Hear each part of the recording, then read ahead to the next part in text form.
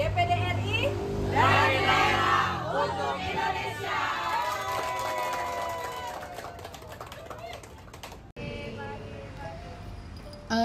Saya mau bacain pantun dulu, nanti kalau itu bilang cakep Pak.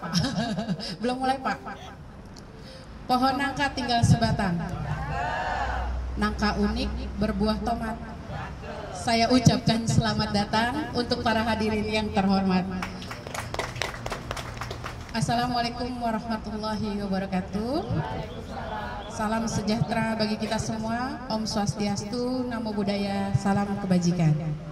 Puji syukur kehadirat Allah Subhanahu wa Ta'ala atas rahmatnya hari ini kita bisa berkumpul bersama dalam kegiatan penyerapan aspirasi ya Bu.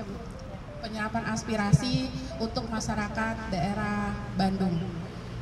Adapun tema hari ini yaitu menyangkut masalah bantuan sosial, yaitu terkait masyarakat terdampak pencoretan bansos atau penonaktifan PBI JKN. Dan yang hadir hari ini dari Coblong, Arca Manik, Antapani, Sukajadi, Sarijadi, Sukasari, Maleer, sama Jati Handap. Untuk itu kami mohon izin memperkenalkan dulu yang di depan Bapak Ibu semua. Udah pada kenal belum Bu? Oh udah pada kenal Bu, jadi nggak perlu dikenalin lagi. Dikenalin dikit lah Bu. Maksa ya MC-nya. Jadi Ibu Agita ini anggota DPD RI terpilih tahun 2024 sampai 2029. Jadi nanti 2029 minta dukungan lagi ya Bu. Amin. Amin. Beliau duduk di Komite 3 DPD RI. Komite 3 itu membidangi ada pendidikan, agama, sosial, budaya, pariwisata, pemuda dan olahraga, kesehatan, terus perlindungan ibu dan anak, kesejahteraan sosial. Pokoknya kehidupan kita semua tuh ada di Komite 3 Bu. Jadi kalau misalnya Bapak Ibu ada kendala atau ada yang mau disampaikan ke DPD, boleh ke Ibu Agita. Atau kita tunggu di kantor DPD RI. Alamatnya tahu nggak Bu, Pak? Iya benar, di Jalan Munding Laya nomor 12. Kita ada di kantor perwakilan kita di situ. Kalau di pusat kan ke Senayan. Perjalanannya agak jauh ongkosnya ya Bu ya. Lebih mahal Pak naik bus. Munding Laya mendekat. Untuk itu kembali kami persilakan Bu Agita memaparkan apa maksud dari tujuan hari ini. Terima kasih. Assalamualaikum warahmatullahi wabarakatuh. Assalamualaikum warahmatullahi wabarakatuh. Terima kasih Bu Hera. Bu Hera ini PNS di Sekretariatan DPD penempatannya di Jawa Barat gitu. Jadi yang di Jawa Barat ini, penempatan di Jawa Barat ini PNS semua juga, ada P3K, ada PNS. Jadi bisa di sini, nanti bisa pindah ke Jakarta atau ke provinsi-provinsi lain gitu. Yang hadir di sini dari kantor DPD Jawa Barat ada Ibu Hera, Pak Amir, Pak Kokoh yang saya lupa namanya pokoknya. Tapi dipanggilnya Kokoh. Iya. Makasih Bu Hera untuk pembukaannya, perkenalannya juga udah disampaikan sama Bu Hera ya. Mungkin saya sedikit aja nambahin untuk yang pertemuan kita kali ini. Berhubung saya ada di Komite 3, jadi memang ini adalah salah satu materi dari reses Komite 3 gitu untuk yang mengenai penonaktifan ini. Jadi mungkin ada yang sudah dapat list pertanyaannya belum ya? Ada yang udah dapat? Udah ya? Ada yang udah?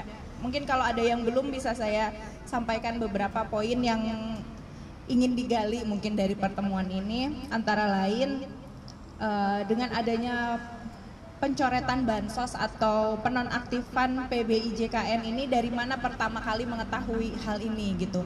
Apa tahu-tahu udah nggak dapet aja, atau sebelumnya ada informasi, ada yang disampaikan gitu dari pihak kelurahan atau dari dinsos gitu, atau memang taunya cuma tahu-tahu udah nggak dapat aja gitu.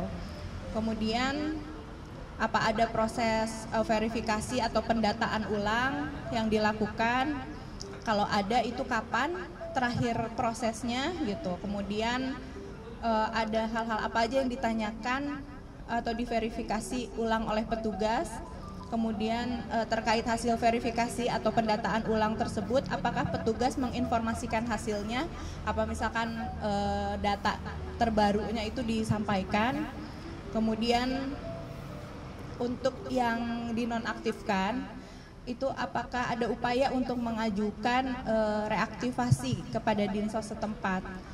Terus kalau misalnya sudah ada, karena kemarin yang daerah mana ya, ada yang sedang mengajukan lagi gitu. Nah untuk daerah yang lain ini gimana? Apa ada juga yang sudah mengajukan lagi, reaktivasi lagi ke dinsos dan hasilnya seperti apa gitu. Kemudian apa dampak secara sosial dan ekonomi pada yang dicoret ini? Tentunya kalau yang memang masih membutuhkan pasti berdampak banget ya. Kalau yang dicoret itu masih membutuhkan, tapi kan mungkin ada juga yang dicoret memang sudah seharusnya dicoret. Apa harapan masyarakat kepada pemerintah dan Pemda terkait pencoretan dan penonaktifkan ini? Mungkin nah ini bisa jadi masukan saran untuk kami gitu. Apa sebaiknya seperti apa, kemudian harapannya seperti apa, mungkin bisa jadi masukan-masukan. Untuk itu mungkin dari pertanyaan-pertanyaan ini bisa kita sharing aja ya dari masing-masing wilayah.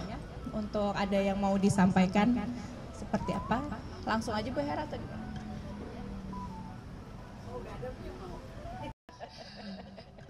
Jadi seperti yang Ibu bilang, kalau misalnya ada permasalahan di tempat Bapak Ibu, mohon dapat disampaikan hari ini agar kita bisa catat. Kebetulan besok kan emang kita rapat dengan Dinsos, itu beberapa kabupaten kota, sehingga masukan Bapak Ibu hari ini itu sangat berarti buat kita untuk dijadikan masukan rapat kerja besok. Bapak dari Maleer, silakan sebutkan namanya, terus apa yang mau disampaikan.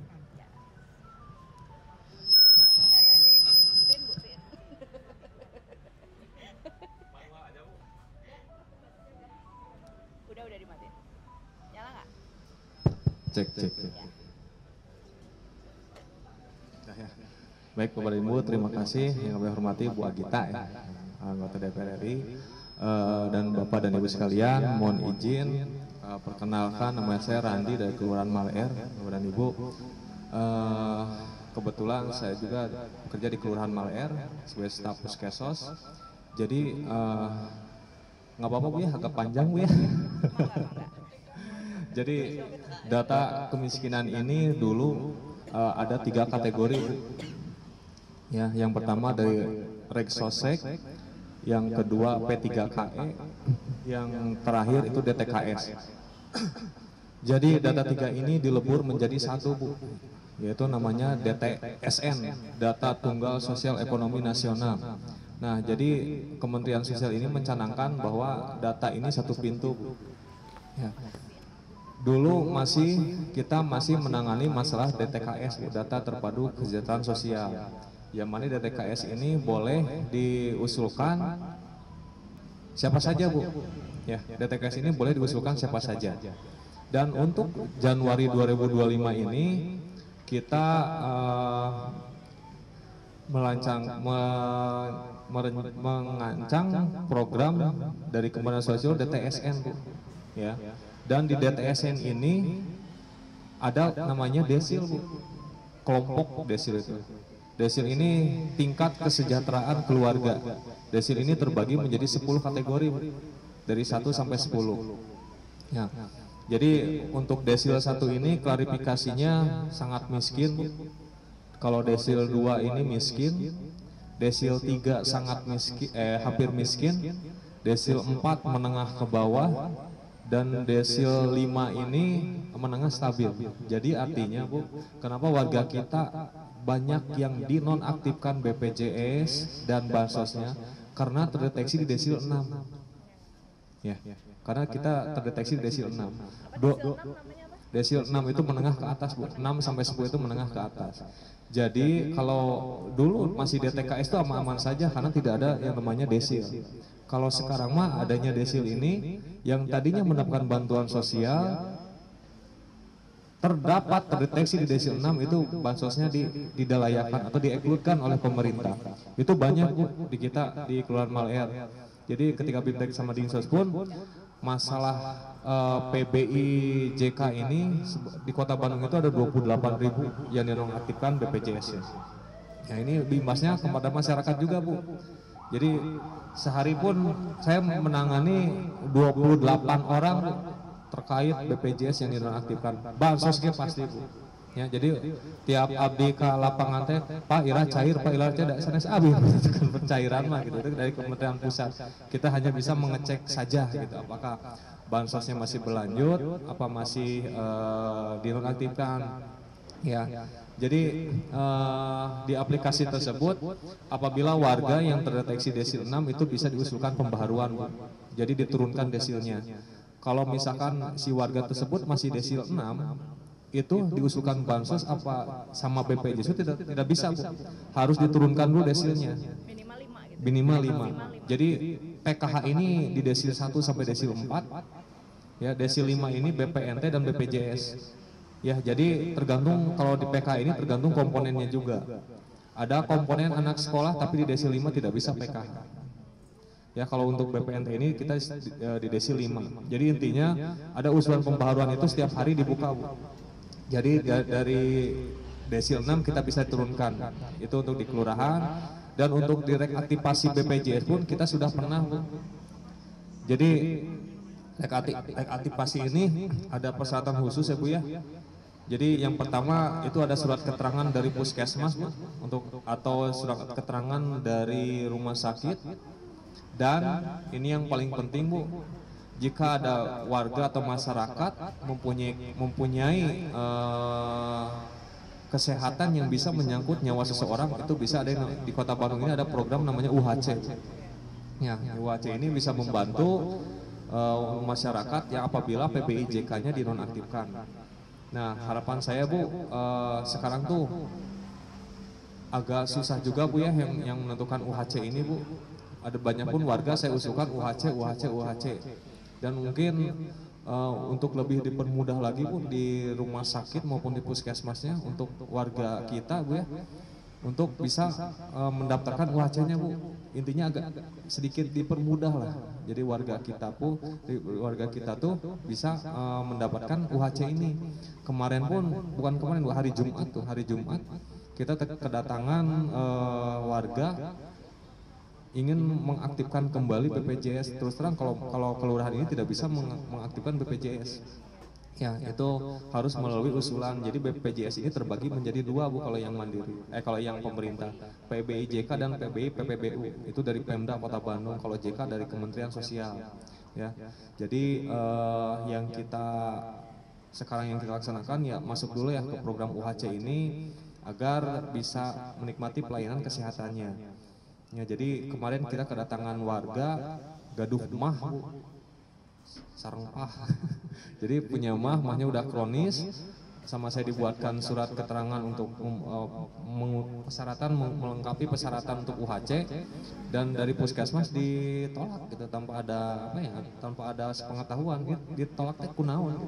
Jelas-jelas ini mah ini kan bisa sampai yang menyebabkan kematian Bu ya. Jadi ini tolak. Jadi alhamdulillah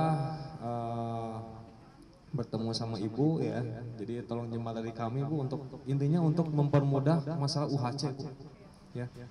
Emang di situ pun kakak harus 6 bulan atau harus yang sifatnya darurat ya. Terus apalagi jadi yang menyangkut nyawa seseorang saja Bu, tolong mudahkan saja urusan UHC ya. Kalau masalah bansos itu tinggal diturunkan dulu desilnya Bu. Nah itu nanti insya Allah di Kelurahan Mal-Er kita bantu gitu. Nah ini yang UHC ini yang karena kesehatan ini hal yang tidak terduga Bu. Kita tidak tahu kalau misalkan anjing pageto terdambang kan. Ya. Mungkin itu saja Bu yang bisa saya sampaikan Bu. Mohon maaf bila ada kata-kata yang kurang berkenan. Wabillahi taufiq wal hidayah. Wassalamualaikum warahmatullahi wabarakatuh.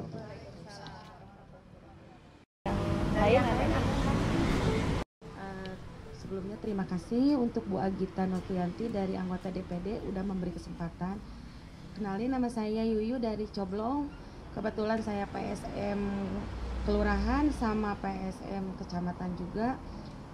Terus selain itu saya juga kerja sebagai mitra di BPS Kota Bandung, Bu.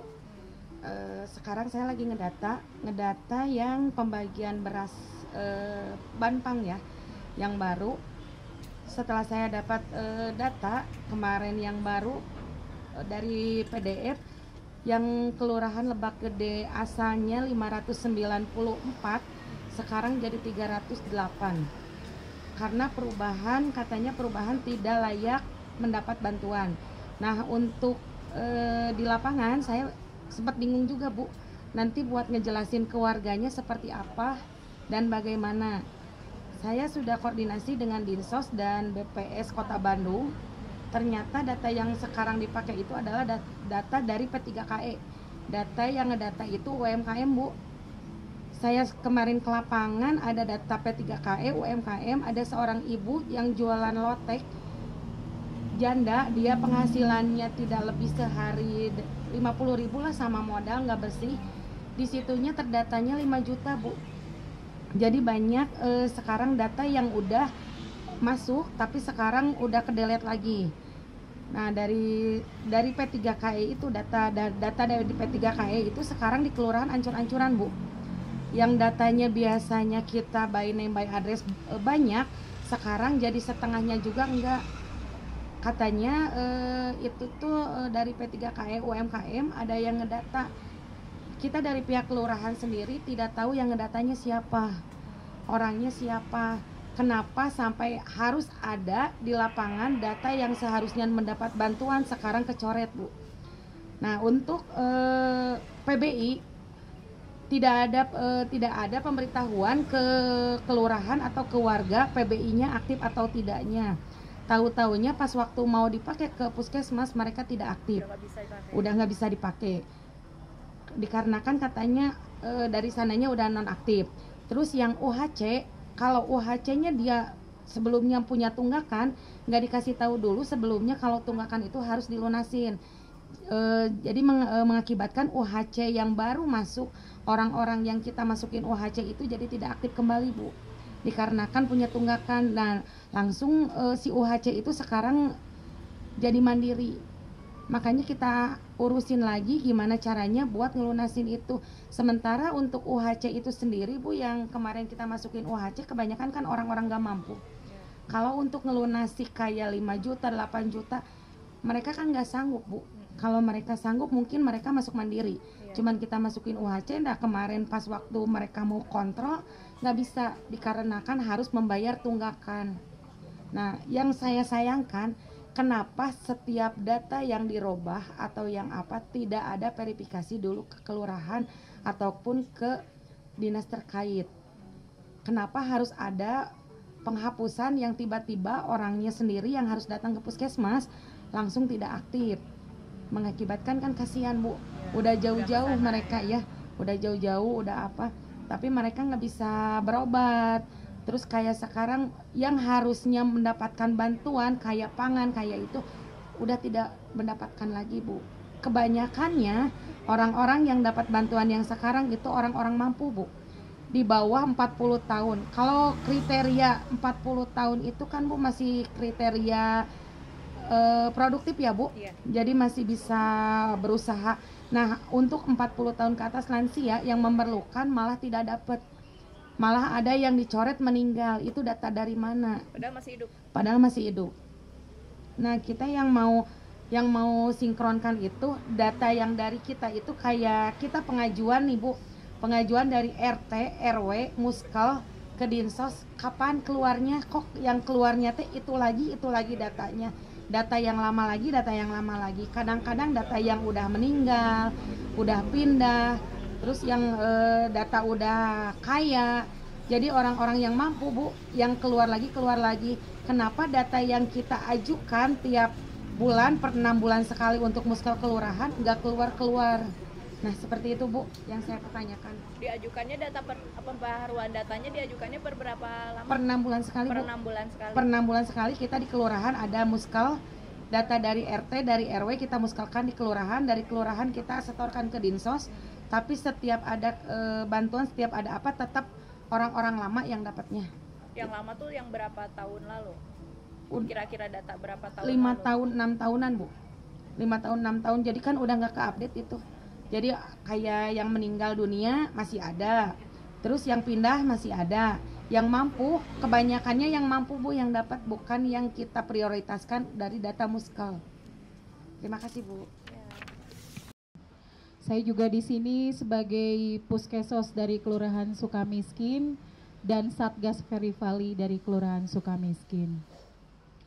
Izin Bu, setelah bergantinya DTKS menjadi DTSEN ini, banyak sekali keluhan warga Bu yang datang ke kelurahan untuk mengecek, dan tiba-tiba setelah kami cek itu, padahal secara faktanya mereka itu tukang rongsok Bu dan pemulung.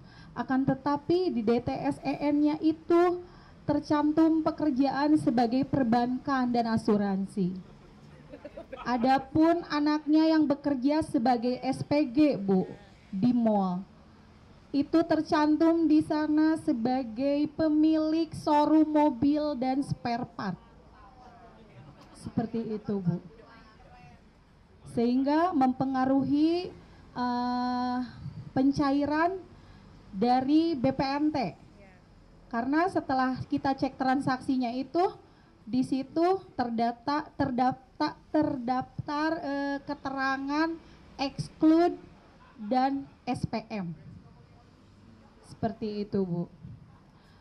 Adapun untuk PBI sendiri, Puskesmas itu kebanyakannya selalu menyuruh warga Bu, apalagi yang prolanis, yang lansia, yang memang sudah dinonaktifkan BPJS-nya, datang ke kelurahan untuk minta diaktifkan kembali, sehingga mereka harus meminta SKTM kepada pelayanan kelurahan. Itu untuk lansia yang prolanis. Padahal kelurahan sendiri tidak bisa, bukan wewenang kita untuk mengaktifkan BPJS tersebut. Seperti itu Bu.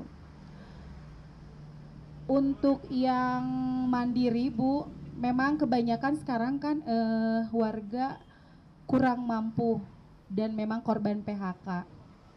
Mereka tidak bisa untuk membayar cicilan mandiri yang awalnya ditanggung oleh perusahaan.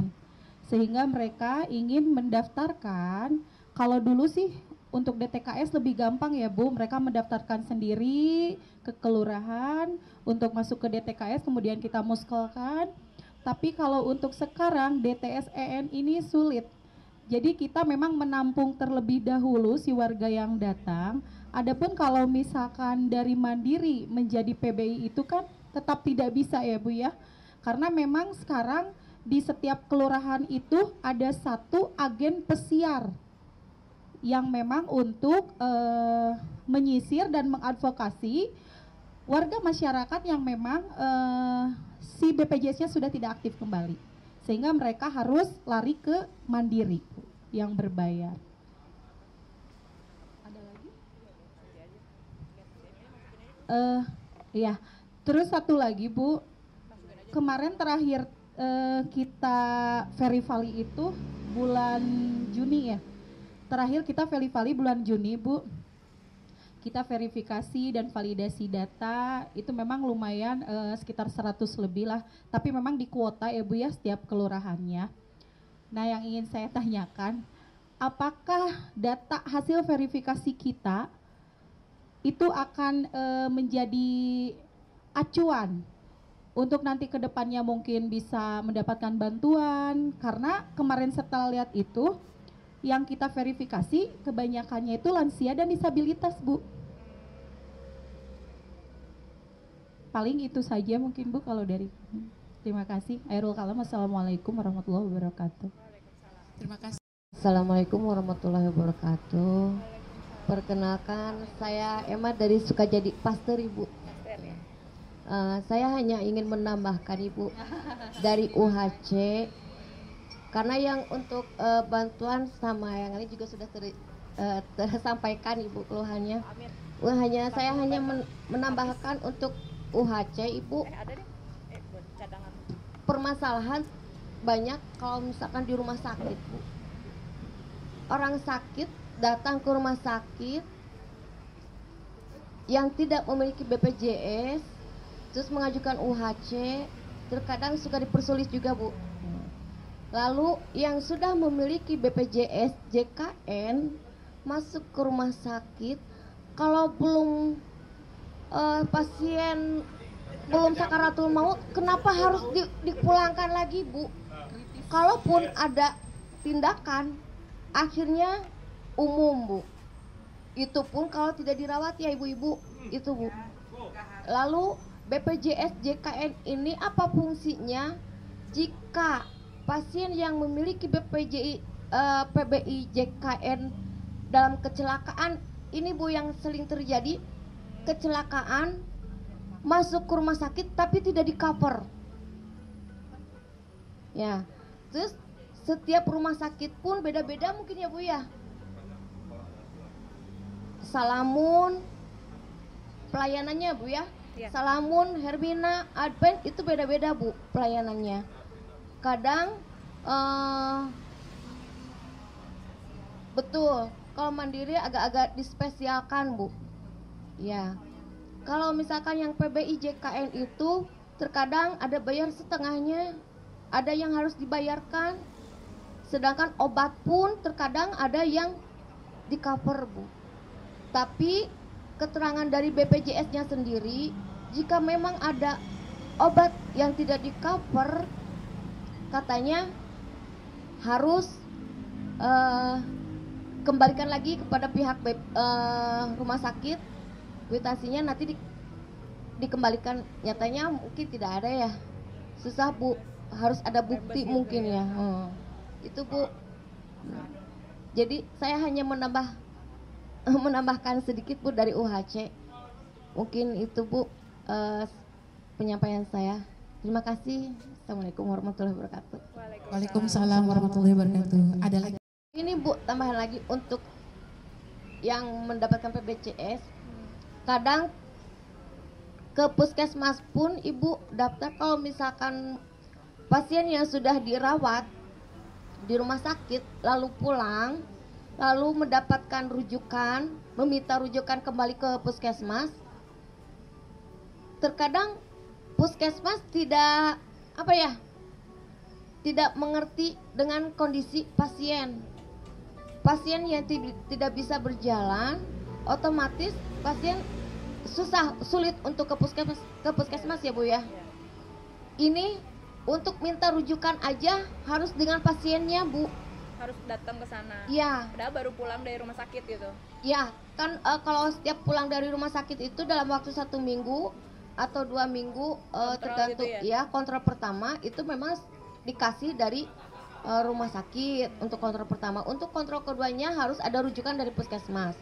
Nah, untuk minta rujukannya itu kenapa harus selalu dengan pasien dalam keadaan yang sakit, Bu?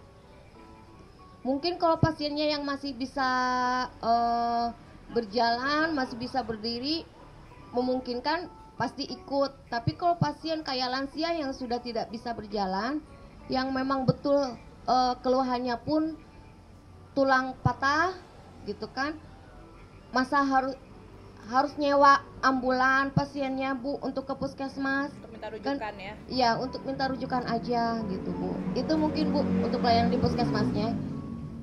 Terima kasih. Oke, terima kasih dari Maleer, Coblong, Sukamiskin Arca Manik, dan Sukajadi Pasteur. Kurang lebih sih sama ya, pasti keluhannya sama, masalah-masalah yang ditemukan di masyarakat juga kurang lebih sama. Dari UHC juga ya, mungkin ini jadi masukan untuk besok. UHC, kemudian BPJS, PBI ya yang non-aktif itu berarti kalau misalnya bantuan-bantuan yang lain bisa diturunkan itu tadi desilnya tadi, tapi kalau untuk BPJS nggak bisa ya. Jadi paling solusinya ke UHC, tapi UHC juga tidak semudah itu juga gitu ya. Syarat-syarat dari UHC itu apa sih? Ada keterangan tidak mampu dari SKTM itu dari kelurahan.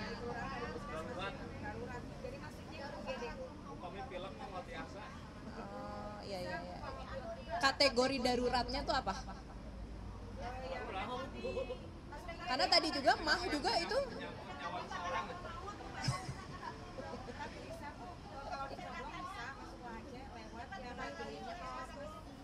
yang ngajuinnya siapa? Oh, puskesmas yang ngajuinnya, kayak rujukan gitu ya dari puskesmas.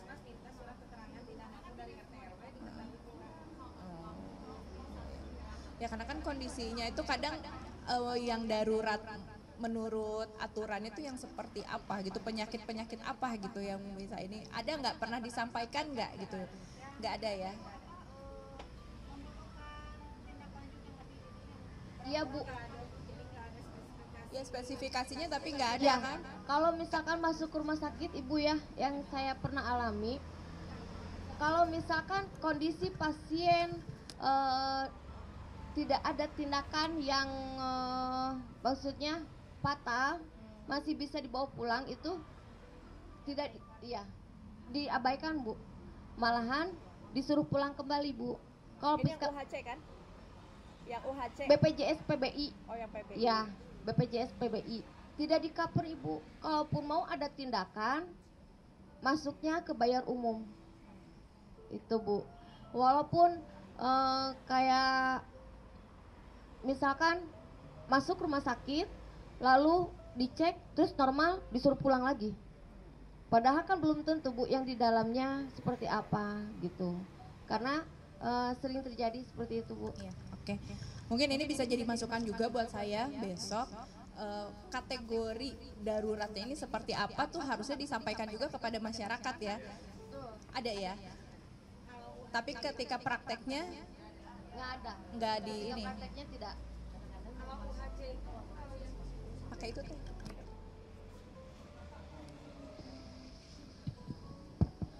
Jadi kalau sepengalaman saya sih, tadi punten, nggak semua puskesmas susah rujukannya, nggak semua puskesmas ya. Saya alhamdulillah kalau koordinasi dengan puskesmas, pasien tidak dibawa dengan kondisi yang darurat misalnya, tapi kita membawa data. Kenapa harus membawa pasiennya? Karena dokter butuh memeriksa dulu, gitu biasanya seperti itu yang saya ketahui. Terus tadi apa ya Bu tadi itu ya? Oh spesifikasi, ya spesifikasinya itu ada jelas, ada mungkin kalau googling juga kayaknya ada, tapi kadang petugas juga nakes juga mereka juga kesulitan gitu dengan spesifikasi BPJS ini. Memang benar apa namanya harus yang sakaratul maut tuh bener-bener Bu, bener-bener Bu.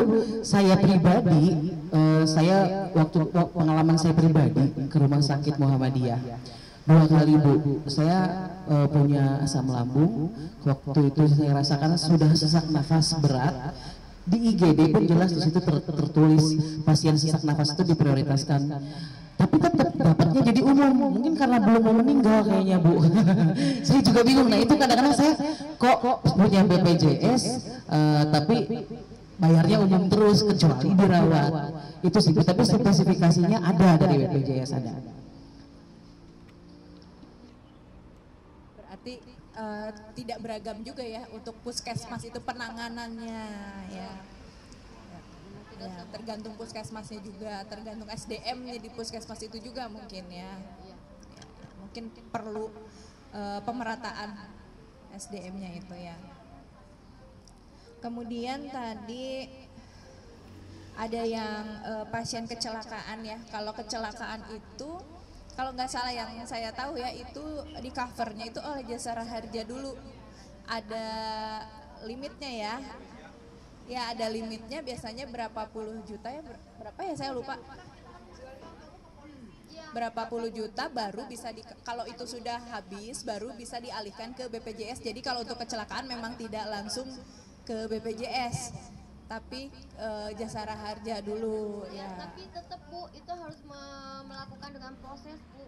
Iya. Ya, jadi lama lagi gitu. Pasti ada proses. Iya. Iya. Betul. Jadi double Bu pembayarannya. Tapi itu udah ke Jasara Harjanya? Harus ada keterangan dari kepolisian.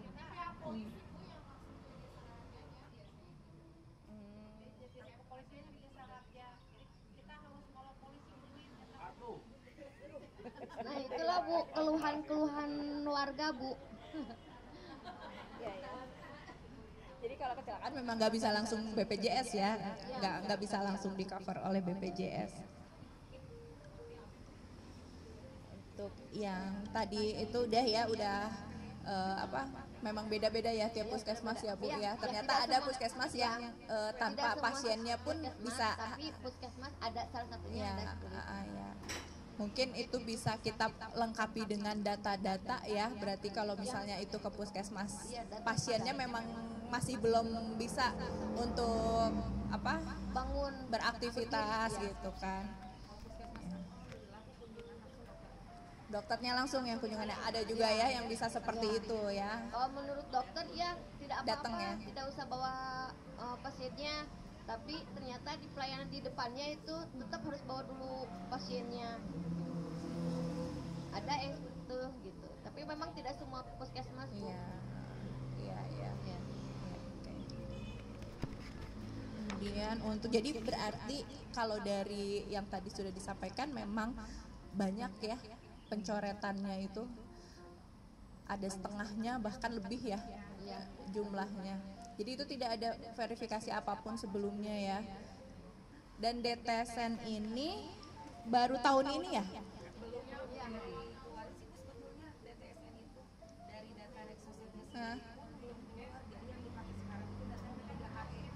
Kemarin saya udah koordinasi dengan orang BPS, BPS Kota Baru, katanya dari BPS sendiri data Rexosek belum keluar. Jadi yang dipakai itu sekarang sama pemerintah data P3KE dan P3KE. Semuanya sama? Apa di tempat lain juga?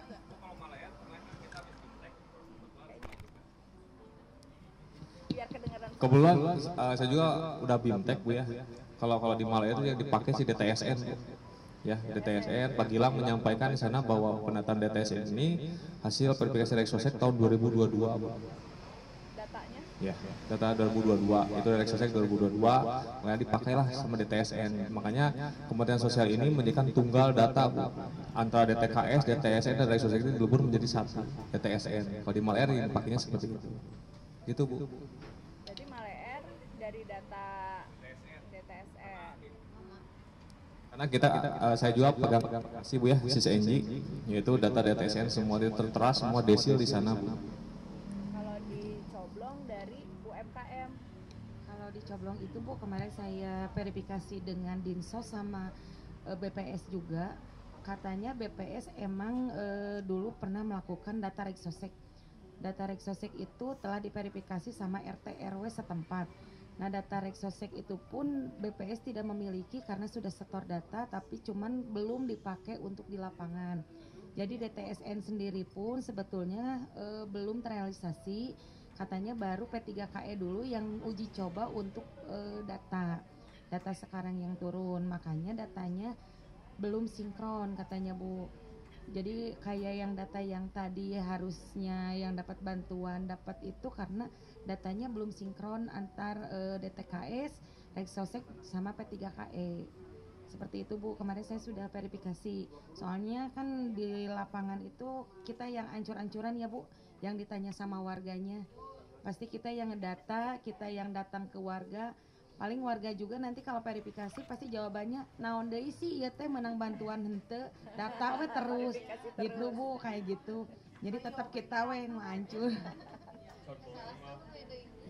Sama satu lagi Bu, saya mau nanya tentang masalah kesehatan yang disabilitas, hidrosepalus, masalah-masalah anak yang kayak gitu Bu, apakah itu mereka dapat bantuan dari pemerintah secara khusus atau tidak? Terus sama anak-anak yang sekarang dalam tanda kutip kita PSM Bu, kita PSM itu mengamankan sosial anak-anak yang terjerat narkoba, seks bebas, kayak gitu Bu. Nah itu apakah anak-anak itu dilindungi? Terus kita yang ngedata, yang mendampinginya kita juga dilindungi? Ataukah hanya untuk kegiatan kesos kelurahan atau kecamatan aja? Terima kasih Bu. Oke, untuk itu nanti mungkin besoknya bisa saya konfirmasi ke Dinas Sosial atau ini. untuk yang hidrosefalus dan untuk disabilitas ya. Karena di sana ada yang hidrosefalus dan disabilitas ya. Sementara ini bantuannya apa untuk mereka? P2KB itu kemarin dapat kursi roda, sementara anaknya kan nggak bisa duduk. Kursi roda tuh yang hidrosefalus? Ya, yang hidrosefalus kita nggak terima karena nggak kepake. Nggak bisa duduk ya? Ya, anaknya kan nggak bisa duduk tidur. Mereka itu ngasih itu, terus ada juga yang dikasih roda buat kayak baik itu, cuma kita harus bayar. Sewa atau gimana? Atau beli jadinya? Jadi bayarnya itu sekitar 5 juta. Katanya sebagiannya ditanggung pemerintah, sebagian ditanggung sama. Dari mana itu pemberiannya? P2KB. Ya, P2KBM ya. Jadi kita kan nggak sanggup, jadi kita pulangin. Yang saya harapkan itu buat kayak itu sefalus yang nggak bisa jalan, nggak bisa apa, berupa makanan. Untuk sehari-harinya ya? Ya, buat sehari-hari.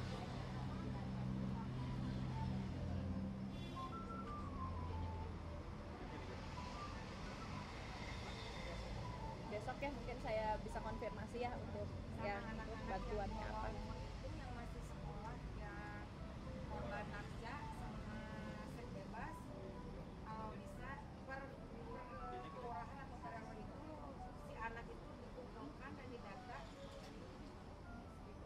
Jadi sejauh mana mereka linknya, sejauh mana keikutan mereka sama apa namanya link-linknya gitu. Jadi jangan sampai mereka itu dikeluarin dari lingkungan, jadi mereka itu merasa tidak Dikucilkan gitu atau di ya. Banyak kan anak SMP kelas 3, kemarin saya data SMP kelas 3 sama kelas 2 SMA.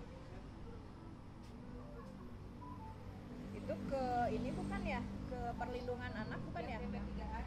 Saya kemarin koordinasi dengan Pak Dadi Gunawan. Pak Dadi Gunawan katanya yang saya ditugasin juga kemarin waktu itu. Alhamdulillah kemarin sudah kebuka sama saya kan saya sebagai informan juga dari Pak Dadi.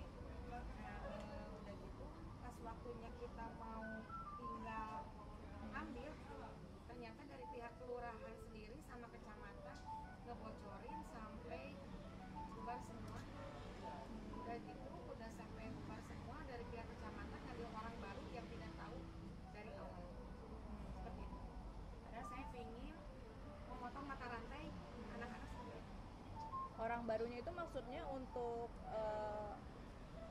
mengatasi si anak ya itu. untuk mengatasi kasus anak-anak ini kan? Enggak, jadi satu orang yang mereka yang anak Satu baru. anak satu ini. Orang baru ini nih, si anak itu teh emang saya udah masuk ke ranahnya sampai saya dikejar preman, mau dibunuh lah mau apa, kita maju terus Bu kemarin karena mau memutus mata rantai anak-anak seperti itu. Nah udah dapat si anak itu pernah ngegugurin sampai 3 kali. Dia nggak sekolah, udah digugurin, narkoba juga, seks bebas juga, micet juga Bu. Kita mengambil anak itu sebagai narasumber.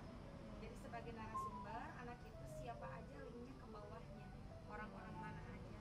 Nah, kita serahin ke wilayah karena kita udah informasi dari kita, serahin ke wilayah, ternyata di wilayah bocor sampai mengakibatkan si anak itu mundur, pergi. Si anak itu padahal kita udah rangkul, udah apa, si anak itu jadi pergi. Sekarang ancur-ancuran itu si anak itu jadi nggak mau ketemu siapapun, padahal si anak itu sebelumnya mau Udah terbuka gitu ya? udah terbuka, dia ikut micet, ikut apa, udah terbuka, tapi setelah dibilangin dari wilayah mereka mundur, tertutup lagi sekarang. Jadi kita nggak bisa ngebukalin mereka, nggak bisa buat mata rantai ke bawah, kita buat mata rantainya jadi susah banget. Karena itu ada apa namanya perkumpulannya yang adanya di monumen perjuangan. Kadang kita udah lapor ke tim Prabu, mereka itu kita jadi kucing-kucingan. Tim Prabu datang, mereka bubar. Udah bubar. Tim Prabu pergi, mereka datang ke rumah. Makanya saya Itu tiap hari teh atau tiap hari? Tiap hari. Tiap hari sampai subuh, sampai jam 4 subuh mereka kadang ada yang tidur di sana apa. Yang saya kayak monumen saya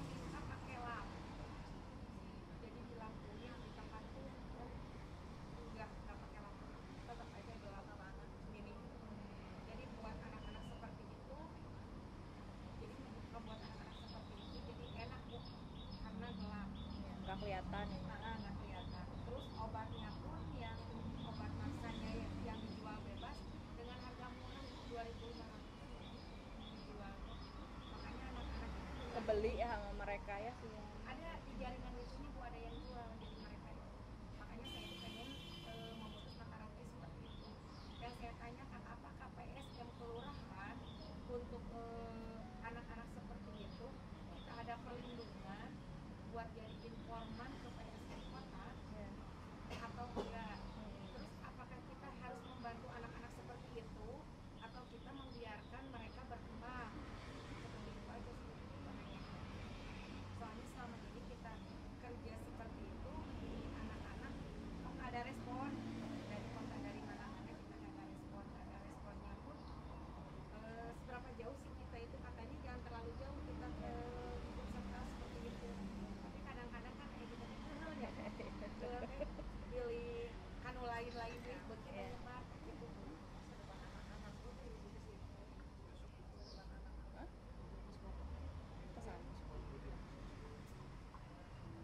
Cuma ini masuknya ke Dinsos atau BP2MI? Dinsos aja dulu ya. Ya paling besok ikut aja untuk, karena yang ini mah rada beda ya kasusnya ya, bukan yang pemutusan penonaktifan gitu ya. Ini mah udah maksudnya ke ranahnya perlindungan anak gitu. Ya. Takutnya dari Dinsosnya juga beda ini, beda bagian. Ini mah khusus aja, beda aja nanti. Ya Bu Hera. Dinsos dan BP2MI mungkin. Untuk yang kasus ini mah nanti kita ininya beda ini yang aja. Ibu utarakan tadi masuknya ke perlindungan anak dan perempuan. Jadi kemungkinan nanti di sesi yang berikutnya. Iya, mungkin nantilah kita audiensi aja sama mereka gimana jadinya ya. Atau kita kunjungan ke sana. Ya kita kunjungan ke sana lah, paling nanti bisa ikut ya dari Kita itu dikasih mandat itu sampai sejauh mana? Biar kita kan nggak terlalu jauh juga ikut campur. Kita pengen tutup, pengen memutus mata rantai, ternyata dari atasnya kita tugasnya nggak sampai sana. dan itu juga kan posisinya memang di Coblong ya, tapi mungkin anak-anak itu kan nggak cuma dari Coblong aja kan, dari mana-mana Dari kan. Pasar Baru kemarin saya ngedata itu dari Pasar Baru Babatan, dari Opo Sayati. Ya itu kan dari mana-mana. Ya, jadi itu nggak bisa diselesaikan satu wilayah. Iya, berarti masalahnya Kota Bandung ini menjadinya. Jadi kan tetap kawal yang Boleh. Silakan. Jalur sini ya dikit ya. Gak apa-apa. Oh iya, yang belakang takutnya nggak kedengeran, nanti nyalain deh. Ini mah karena udah terlanjur mengangkat topik kekerasan. Sebenarnya kecemasan, kegelisahan yang Ibu sampaikan juga ada di saya. Saya juga Ketua Puspol PP Kelurahan Maleer. Jadi dari awal Puspol PP ini dibentuk, kita ini kan dibuat untuk melindungi perempuan dan anak, tapi bukan hanya perempuan dan anak, tapi laki-laki juga. Pertanyaan saya pada saat dibentuk itu adalah, apakah ada perlindungan hukumnya untuk kami? Karena kami ini pasti tentunya akan betul, karena setelah saya menangani beberapa kasus, ada intimidasi dari keluarga pelaku. Walaupun memang belum separah mungkin Ibu tadi sampai dikejar-kejar preman gitu ya, tapi ada intimidasi Bu, ada seperti itu. Kalau Ibu tadi tanyakan apakah kami itu bisa sejauh mana, kalau Pak Yusuf Bu selalu bilang kalau kader itu memang tidak boleh terlalu jauh, hanya tugasnya itu mendata, melaporkan dan mendampingi korban. Walaupun dari hati kita berkoar-koar ingin sangat membantu, sama saya juga seperti itu Bu. Saya nggak menangani kasus sodomi ini terlalu bertele-tele, dan biasanya mentoknya di Polres.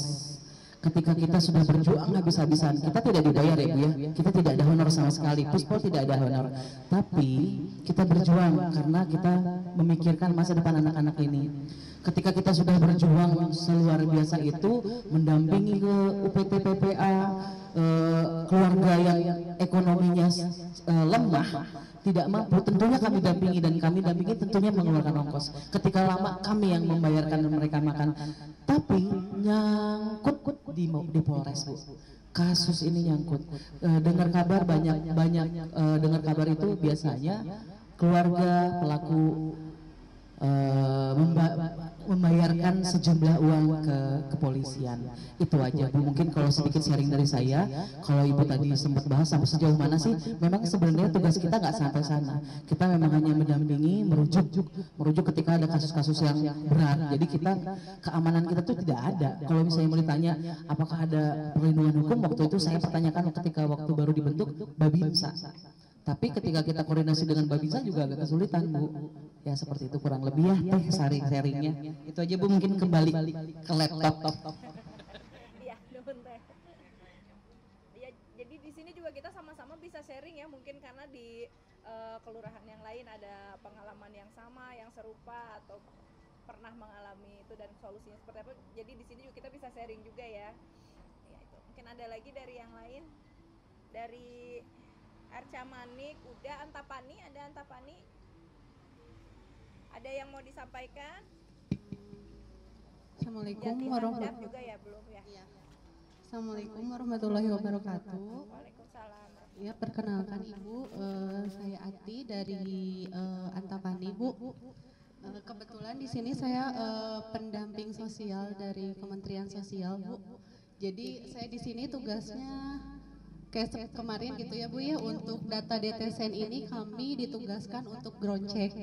Ground check itu jadi memverifikasi atau memvalidasi lagi KPM atau penerima manfaat gitu Bu ya. Jadi di cross check ulang apa saja yang ada di dalam kuesioner dari aplikasi. Jadi kita tuh untuk pemutakhiran datanya by aplikasi gitu Bu ya, yang bekerja sama dengan BPS.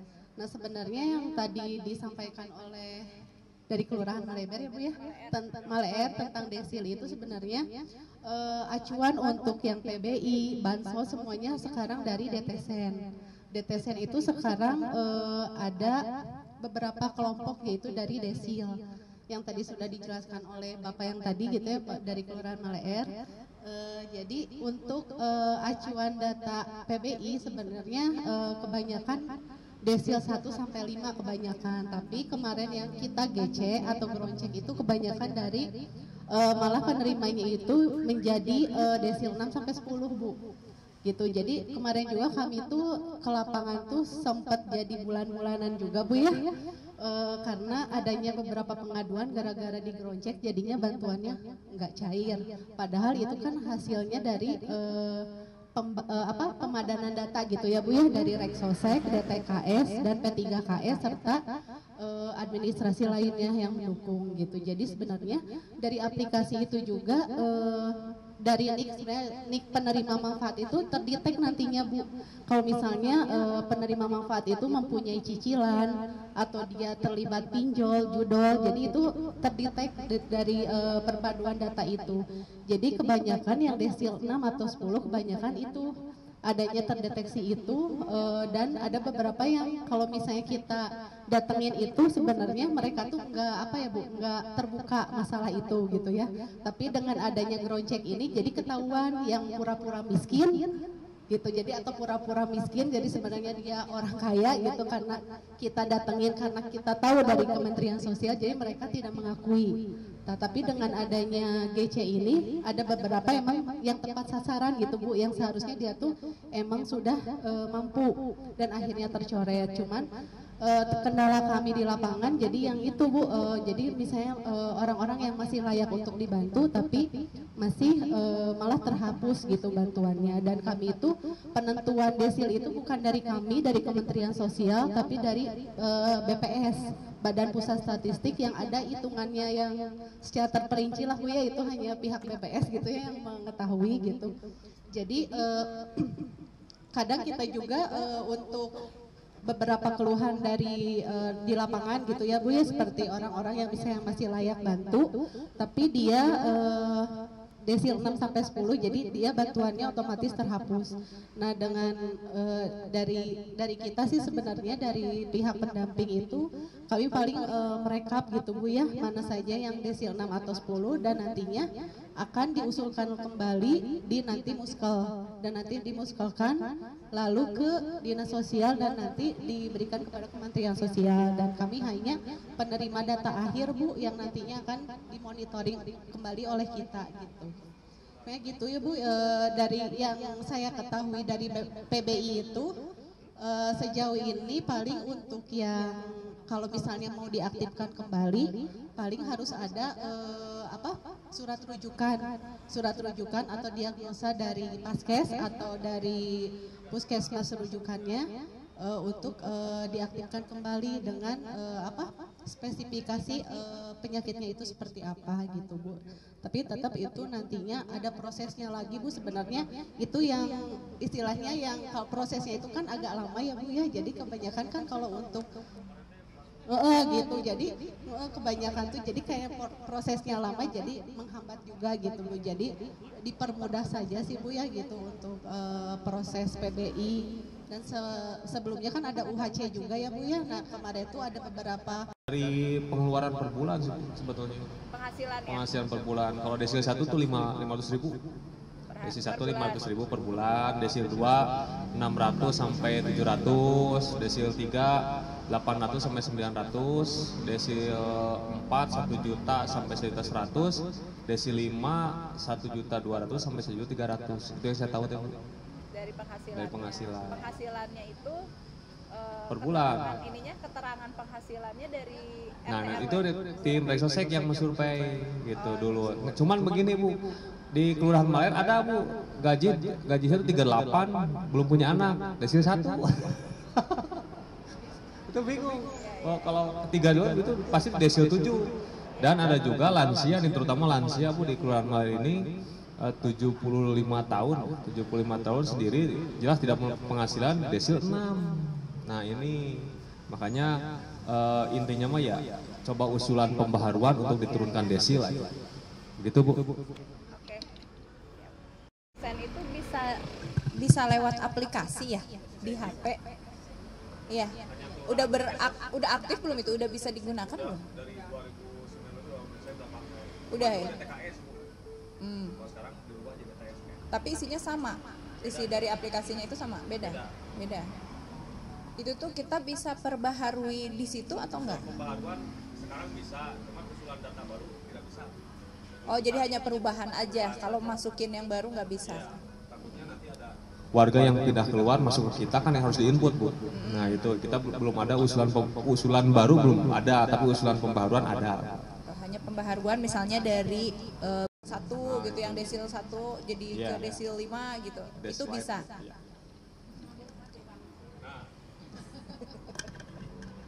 Iya. Kalau ini tuh pembaharuan datanya itu per 6 bulan ya. Waktu BIMTEK 3 bulan sekali Bu. 3 bulan sekali usulan pembaharuan, selang 3 bulan lagi kalau misalkan layak bansos diusulkan bansos. Jadi jangan berbarengan gitu. Begitu.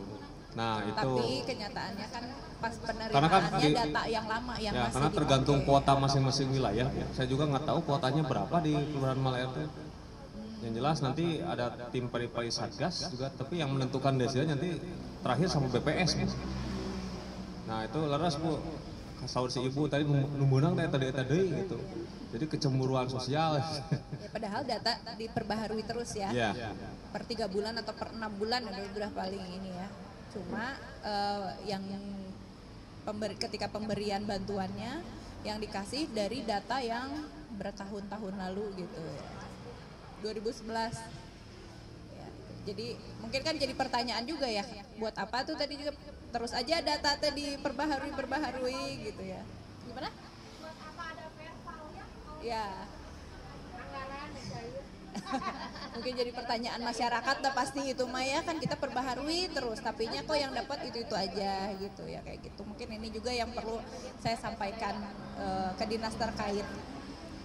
Dan mudah-mudahan nanti nyampe juga ke kementerian terkait. Ya. Mana Bu Hera? Ada lagi ibu-ibu? Ini yang mau disampaikan dari Jati Handap, udah Jati Handap. Ada yang mau disampaikan Teh?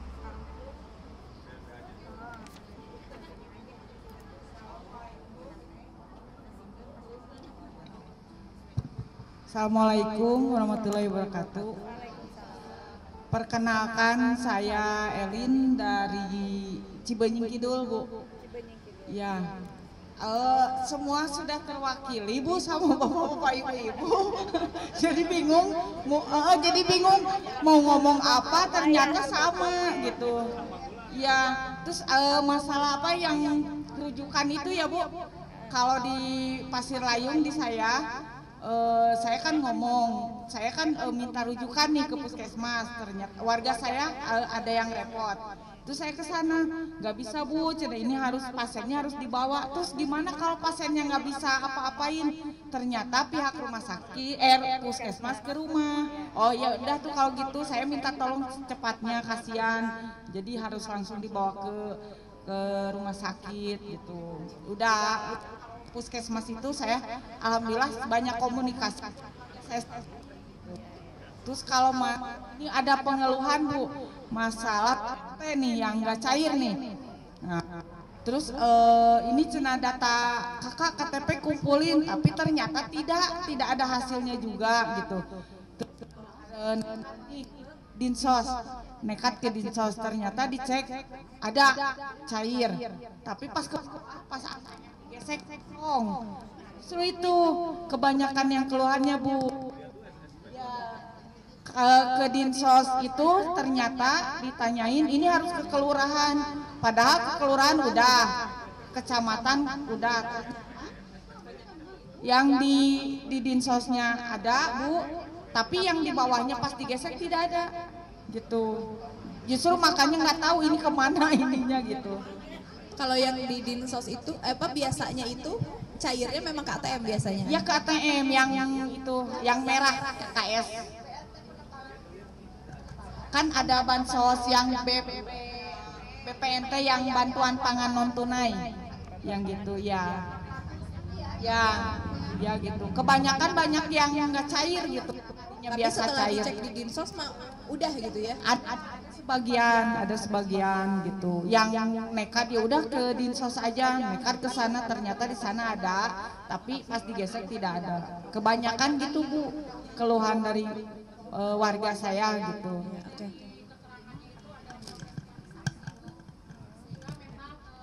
Kita juga bekerja sama dengan TKSK yang memang mendampingi untuk KPM BPMT, namun akhirnya ya melemparkan untuk mengecek kembali ke BNI Pusat. Iya, betul. Karena memang yang mencetak kartu nomor rekening itu di BNI. Ya BNI Pusat. Iya. Akhirnya kita berasa dilempar-lempar dari betul, BNI, kita betul. harus lari ke dinas sosial. Iya. Dari dinas sosial kita harus ke kelurahan. Kelurahan balik lagi harus ke pusat BNI. Iya betul, Bu. Gitu. Sudah gitu aja, Bu. Assalamualaikum warahmatullahi wabarakatuh. Terima kasih ya untuk masukannya. Udah jadi catatan saya dari masing-masing wilayah. Apa masih ada yang belum sampaikan? Udah semua ya? Sarijadi sudah, Arca Manik sudah, Sukajadi sudah, Antapani sudah, Coblong sudah, Jati Handap sudah, Maleer sudah, Sukasari itu? Ada Sukasari? Oh, Sarijadi, Sukasari teh. Ada lagi yang belum? Ada lagi? Cibenying, ada yang mau disampaikan? Udah.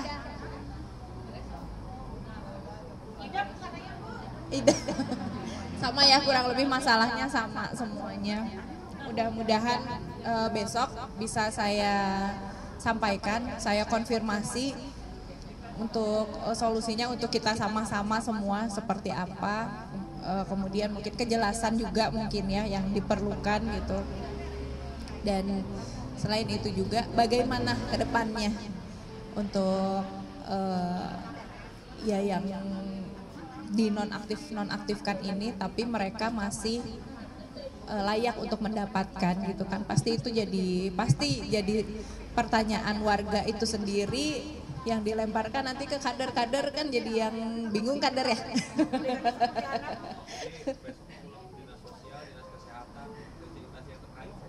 Ya, dinas-dinas terkait. Iya. Ya, kesehatan juga dengan BPJS juga sih. Iya, dengan BPJS juga. BPJS Kesehatan ya. Nah iya itu. Untuk yang 3 hari dirawat kan ya, dirawat. 3 hari dirawat, itu sembuh atau tidak sembuh pulang atau seperti apa? Pulang nanti Nggak sembuh pun pulang. nggak sembuh pun pulang nanti kalau udah 3 hari balik lagi ke awal dan dari awal lagi katanya. Minta rujukan lagi ke puskesmas lagi.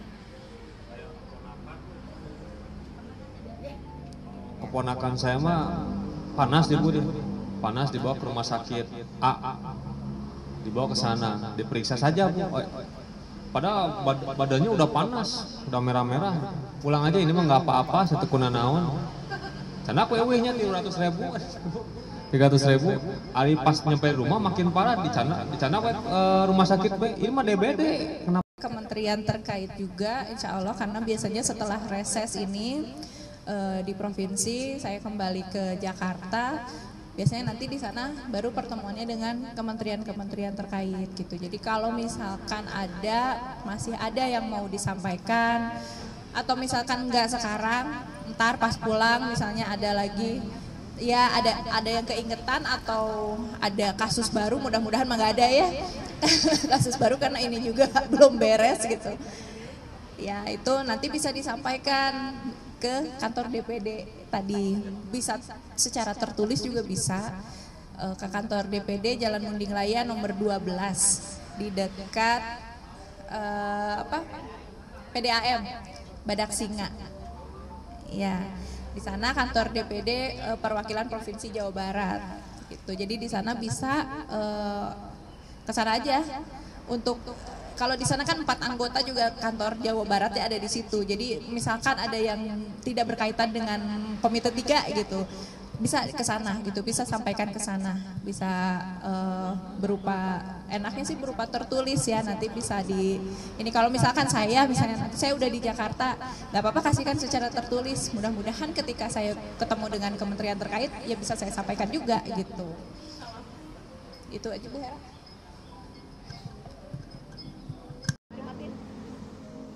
Gimana Bapak Ibu, ada lagi yang mau disampaikan? Cukup, kalau gitu kita yang nanya kali Bu. Kalau Ibu yang nanya boleh nggak? Oh, boleh kata Ibu. Ibu udah nanya. Kalau gitu saya nanya, Bapak Ibu tahu DPD RI-nya nggak? DPD RI itu apa sih Pak, Bu? Terus bedanya sama DPR apa Bu?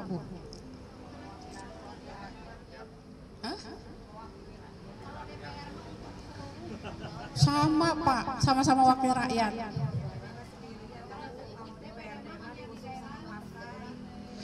DPRD sama DPR memang pemilihannya lewat partai. Tapi kalau DPD RI itu independen, jadi tidak ada partainya. Kalau misalnya anggota DPD itu setiap provinsi berapa orang sih Bapak Ibu? 4. Wah benar. Berarti ibunya udah tahu. Kenapa? Itu total. Kalau tiap provinsinya 4 Ibu. Kalau anggota DPD Jawa Barat siapa aja? Komeng, yang tahunya Komeng. Padahal di depannya ada loh ini. Oh udah jelas. Bu Agita, Pak Komeng, Bu Jihan, Bu Anya Rina, iya. Jadi ada 4 setiap provinsi, mau luasnya berapa daerah itu tetap anggota DPD-nya 4 orang. Sebanyak apa penduduknya? Mau sebanyak apa penduduknya? Tetap 4, karena di dalam undang-undangnya seperti itu. Iya. Untuk besok, Ibu dengan dinas, kebetulan kepala dinas udah pada konfirmasi hadir semua. Insya Allah apa yang Bapak Ibu beri masukan hari ini bisa disampaikan besok dalam rapat kerja dengan kepala dinas sosial. Kalau yang BPJS kita yang kesana ya kayaknya? Enggak, BPJS mereka datang juga. Iya. Siap, siap Ibu. Siap dikasih tahu Bu. Sudah dicatat Bu, nanti disampaikan. Jadi besok itu ada Kepala Dinas Sosial Provinsi, Kota Bandung, Kota Cimahi, Kabupaten Bandung Barat. Itu insya Allah hadir semua. Dan yang paling heboh kayaknya Kota Bandung Bu, bawa 6 orang. Pak Yoris, Dokter Yoris. Baru dilantik. Iya, Kadinsos Kota Bandung. Baru. Jadi beliau bawa 6 orang. Jawabannya. Masih semangat. Masih semangat Bu karena baru. Nanti kalau udah lama-lama takut jadi yang dikirim cuma kepala bidangnya aja. Nah kalau BPJS besok itu BPJS wilayah sama BPJS perwakilan Kota Bandung yang di Jalan PHH Mustofa. Iya. Itu. Terus kita mau ngapain lagi Bu? Masih lama loh makan siang ini. Gak apa-apa kalau yang udah itu keluarin aja makan siang. Masih on proses. Udah kita ngopi-ngopi aja dulu atuh ya. Bapak Ibu kalau misalnya ada unek-unek keluarin aja apapun lah unek-uneknya, mumpung ada anggota DPD-nya loh ini. Berhubungan sama inilah, nggak apa-apa lah, nggak usah berhubungan sama. Iya. Daftar apa Bu? Daftar pilot.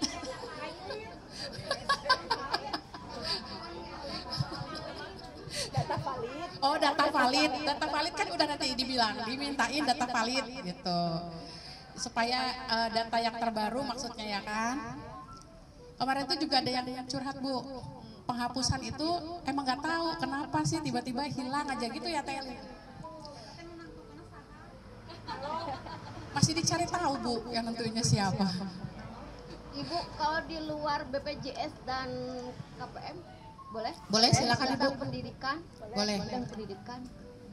Baik Ibu. Sekarang yang lagi marak di bidang pendidikan ya Bu ya. Jangankan SMA, SMP pun sama. Untuk SMA Ibu, apalagi sekarang lagi booming SMA swasta, SMK swasta, sekolahnya, siswanya hanya sedikit, betul Bu. SMA taman siswa aja hanya 1 orang Bu. Iya, ya. 1 orang di berita ada kan 1 orang ya? Iya Bu. Terus efeknya juga pada guru-guru karyawannya juga sama Bu. Itu yang menjadi dampak. Mungkin kalau untuk guru yang sudah PNS, P3K tidak jadi masalah ya Bu ya. Ini guru honorer Bu. Guru honorer Bu yang sangat kasihan. Lanjut dengan pegawainya juga Bu. Kayak penjaga sekolah. Terus satpamnya iya, karyawannya, TU-nya itu Bu yang menjadi sorotan sekarang itu. Nah, untuk di bidang pendidikan yang SMA negeri, SMK negeri dengan ketentuan dari Bapak Aing sebetulnya kita sangat salut dengan Bapak Aing Bu, sangat membantu untuk kalangan bawah. Tapi kasihan juga dengan para honorer itu Bu. Hanya itu aja yang bisa saya sampaikan, mungkin curhatan sedikit. Ya, ya Bu, baik terima kasih. Mungkin nanti juga kami akan ada pertemuan dengan Dinas Pendidikan juga terkait evaluasi dari SPMB. Jadi kalau ada masukan juga boleh untuk yang dari bidang pendidikan gitu, seperti Ibu sampaikan. Terima kasih masukannya, nanti mungkin bisa saya teruskan untuk penerimaan siswa ini ya. Memang ya sih swasta muridnya berkurang, tapi kan kalau saya hanya baru lihat dari berita, belum tahu kenyataannya apa benar-benar seperti itu yang terjadi, kemudian apa efeknya dari itu apa memang benar dari karena penerimaan siswa negeri diperbanyak juga kan, jadi kuotanya ya negeri itu jadi lebih banyak gitu. atau seperti apa gitu. Mungkin ini kita perlu evaluasi. Swasta Puragabaya, SMK Puragabaya juga menurun, Bu. Oh, sama ya? Iya, sangat menurun. Dari 2 rombel, 1 rombelnya ada 17 orang, 20 orang. Sekarang menurun, Bu. Ya. Jadi 1 rombel itu pun hanya 8 orang. Oh iya. Ya itulah. Karena laporan anak saya juga aja ya, yang di SMP-nya dulu gitu.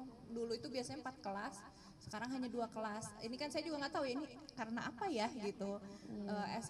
SMP-nya ini kok bisa sampai setengahnya kan berarti kan gitu. Karena apakah efek dari SPMB ini atau karena apa gitu. Mungkin nanti ini kita sama-sama evaluasi juga, saya juga mungkin nanti akan berdiskusi dengan Dinas Pendidikan Dasar dan Menengah ya.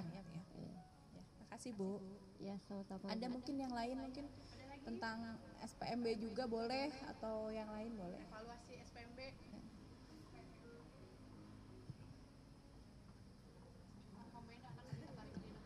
Tuh kan, kalau udah keterima di negeri. Ini Bu, kalau kemarin itu lebih banyak yang datang ke kelurahan itu untuk mendaftarkan RMP seperti biasa. Padahal kan sudah tidak ada lagi untuk pendaftaran RMP.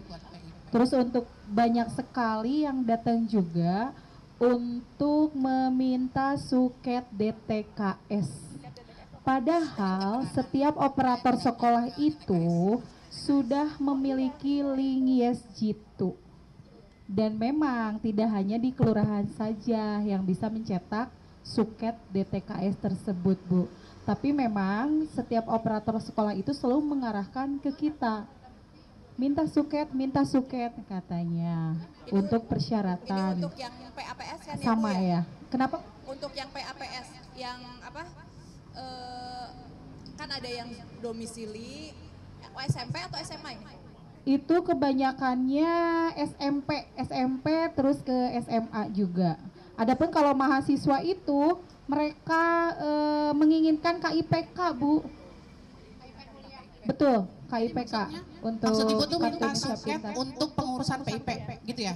Kalau suket DTKS itu untuk persyaratan mereka masuk, betul.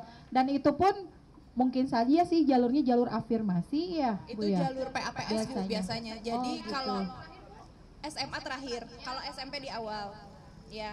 Nah itu jadi, nah itu minta surat keterangannya memang harus dari kelurahan. Udah minta surat keterangan dari kelurahan, kelurahannya enggak